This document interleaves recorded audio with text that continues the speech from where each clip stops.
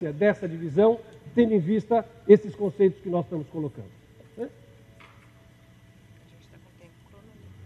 E vamos tentar explicar justamente esses pontos, né, e por que a contabilidade é diferente. Eu recentemente, e está aqui o meu professor Nelson Carvalho, na USP, depois de ministrar um curso de contabilidade e direito, me inscrevi na turma do Nelson para entender teoria da contabilidade. É claro que eu sempre mexi com contabilidade como profissional, mas nunca me formei em contábeis, mas obviamente me tornei uma pessoa prática em contabilidade. E talvez o maior ensinamento que eu tive nessas aulas foi justamente entender esse slide que eu expus aqui. Né? Quando nós falamos, e depois vamos falar sobre essência e forma, ou seja, por que essas duas diferenciações entre ciências contábeis e direito? Porque, primeiro, dentro dessa visão que nós estamos falando, a contabilidade como esse conjunto, né, de fatos, de circunstâncias, né, que se dá pela identificação do fato, a mensuração do fato e a evidenciação do fato, esse processo se dá porque a contabilidade tem um destinatário muito especial, não quer dizer que é o único, mas muito especial. É falar para o seu acionista e para o seu credor como está a sociedade. Já para o direito, a perspectiva é outra.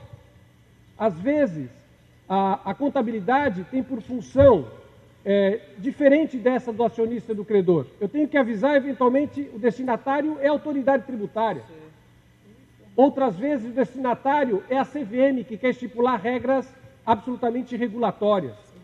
Ou o destinatário é uma agência reguladora que tem por função ver economia popular e não necessariamente tributação ou regra regulatória de liquidez e segurança patrimonial. Agora, essa visão faz com que as coisas sejam diferentes, né? As perspectivas sejam diferentes. O exemplo clássico que eu aprendi nessas aulas com o professor Nelson é o seguinte, que eu achava que ativo era um conjunto de bens e direitos de uma universalidade qualquer. E ele me ensinou que ativo nada mais é do que um fluxo de caixa, né, de futuros benefícios que algum agente possa causar. E a partir daí, desse conceito diferente, a perspectiva muda toda.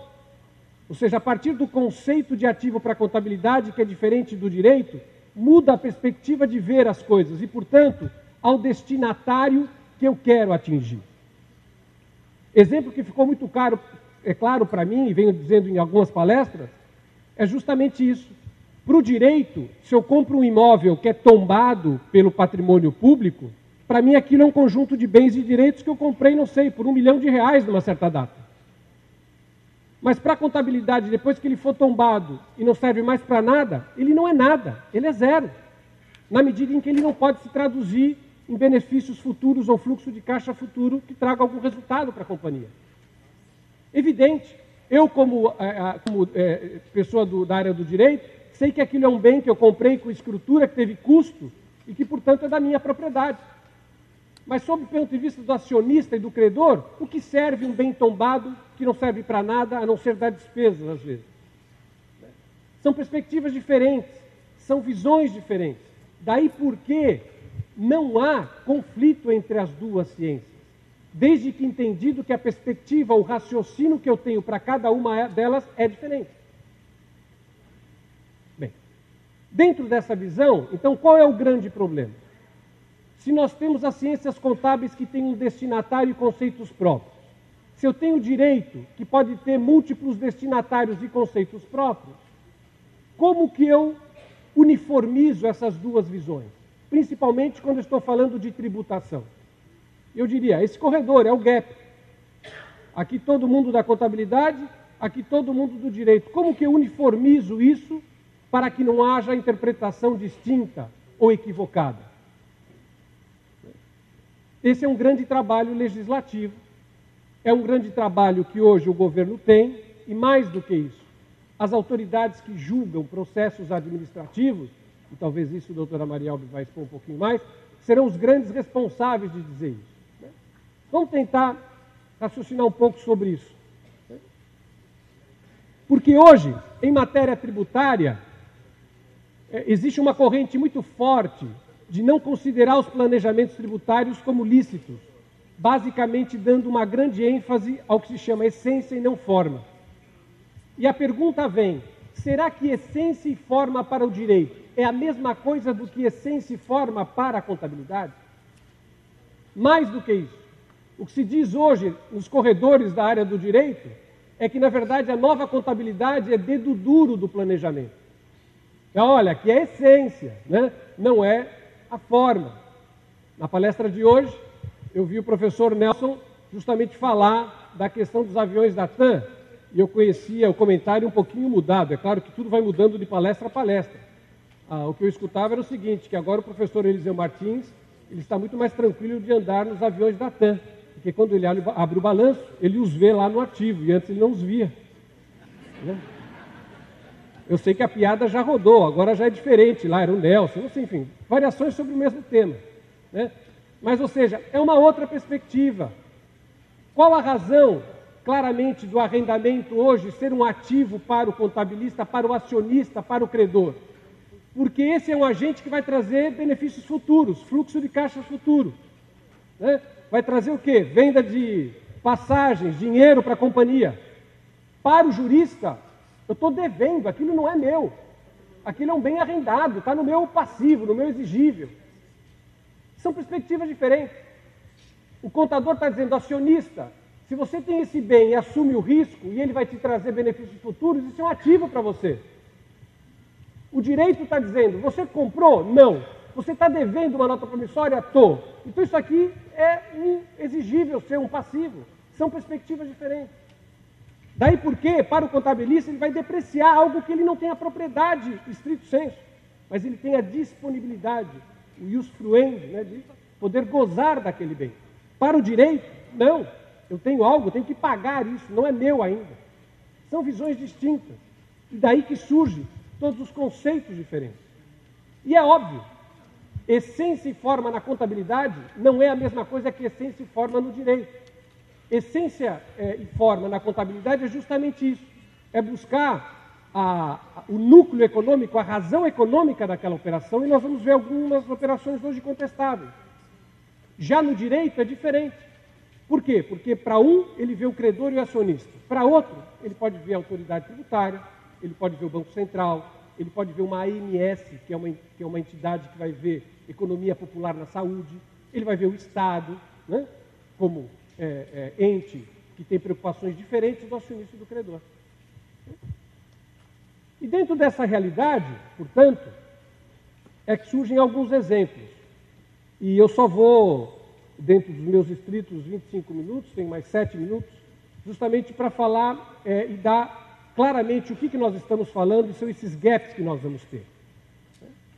Vamos falar sobre ágio, né? Para quem não tem esse conhecimento, me perdoem aí ensinar o Padre Nosso ao vigário, mas eu sei que podem ter eventualmente alguns alunos que não tenham essa habitualidade. O ágio nada mais é que aquele sobrepreço que eu pago quando eu compro uma ação, uma participação societária frente ao valor do seu PL, do seu patrimônio líquido. Tudo aquilo que eu pagar mais do PL é um sobrepreço. Tudo aquilo que eu pagar menos é um deságio, é um ganho do meu PL. Esse tema hoje discute-se, por exemplo, o ágio interno. O que é o ágio interno? Quando dentro de um mesmo grupo societário, o mesmo controlador, eu sou dono de duas empresas, A e B. O que eu faço? Eu jogo a minha empresa B para baixo da A, reavaliando os ativos pelo seu valor de mercado frente ao PL, gerando o que se chama ágio interno. O que veio a contabilidade e disse? A CVM disse, olha, ágio interno, quando é o mesmo dono, não é nada. Você pegar uma empresa B, jogar para baixo de uma A, reavaliando os seus ativos, isso não é nada, e nem pode, é irreal. Qual a razão? Óbvia.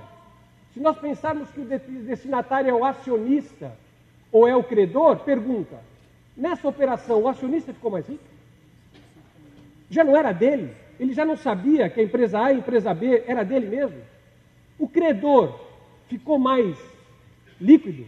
O crédito dele melhorou? Não, ele era credor de uma empresa que tinha duas outras e, portanto, para o acionista e para o credor, aquela realidade econômica não é nada, uma vez que ela se destina a informar o credor e o acionista dos bens da companhia. Daí porque o ágio interno para a contabilidade não é nada, não é riqueza nova, não há razão econômica para isso. A essência não mostra nada diferente. Já para o direito, pode ser diferente. E é, em muitas operações internas sobre o mesmo controlador, o direito tributário tributa a operação. Exemplo, permuta. Se eu troco uma ação por outra, o fisco entende a tributação. O deságio. Se eu compro uma empresa por valor menor ao seu PL, eu ganhei, comprei por um valor mais barato. É a chamada compra vantajosa. Se eu alienar o bem, o deságio interno é tributado, mesmo que seja uma companhia do mesmo controlador. Por quê? Porque para o direito, para a autoridade tributária, essa operação, ainda que internamente não gere riqueza para o acionista, para o fisco ele entende que é fato gerador de imposto de renda. Como consertar essas duas realidades? A contabilidade diz, não, para mim não é nada. E para o direito diz, sim, para mim gera ou provoca tributação ou provoca despesa.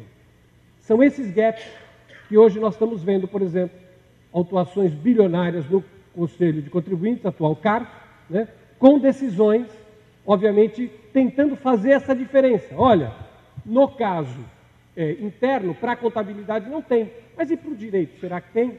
Esse é o questionamento que se faz. Stock options. Claramente a contabilidade diz, isso é remuneração. Eu te presentear com ações, seja com custo zero, com vesting de 5 anos, isso é te dar um dinheiro. Você é empregador, você é empregado, estou te dando remuneração. Para o direito, se é remuneração, vai ter INSS? Vai ter imposto de renda na tabela progressiva? Ou a visão do acionista e do credor, se eu dou ações da minha companhia para o meu empregado ou para o meu funcionário, isso é remuneração que eu dou, é claro. É isso que ele está vendo lá na ponta. Mas para o direito, isso é uma compra e venda, é um ganho de capital ou é uma remuneração do salário? É um tema que está em discussão. Em São Paulo já temos quase 200 milhões de autuações de stock options. Só para vocês terem uma ideia, o primeiro item ágil, já temos perto de 60 bilhões de reais autuados no Brasil inteiro, por glosa na amortização de ágio. Ágio interno é perto de 40% desse valor. E ainda existe um estoque de 110 bilhões de ágio que provavelmente terá repercussão de autuação. Nós não estamos falando de história da carochinha que não se aplica a temas que a gente não conhece no dia a dia. São temas do dia a dia. Hoje se dizia também na palestra do Nelson, instrumentos híbridos. Né? Quando eu tenho lá uma ação resgatável, né? Que na verdade isso é uma renda fixa e não é renda variável. Ou faço uma debênture perpétua, né? Por 60 anos. O que é uma debênture? Normalmente é uma dívida. Dependendo das circunstâncias, ela vira ação, vira capital. Por quê? Porque para o acionista, um cara que te empresta por 60 anos, ele não é teu sócio. Desculpa, ele não é teu mutuante. Ele é teu sócio. O cara vai ficar com você 60 anos. A perspectiva é o acionista, é o credor. Ele é o destinatário. O acionista quer saber, aquele que entrou aqui me emprestando dinheiro por 60 anos em certas circunstâncias, não é o meu credor, é o meu acionista. Para o direito, ele é mutuante. Ele vai pagar juros, vai ter imposto de renda na fonte ou vai ser isento como dividendo? Essa é a questão.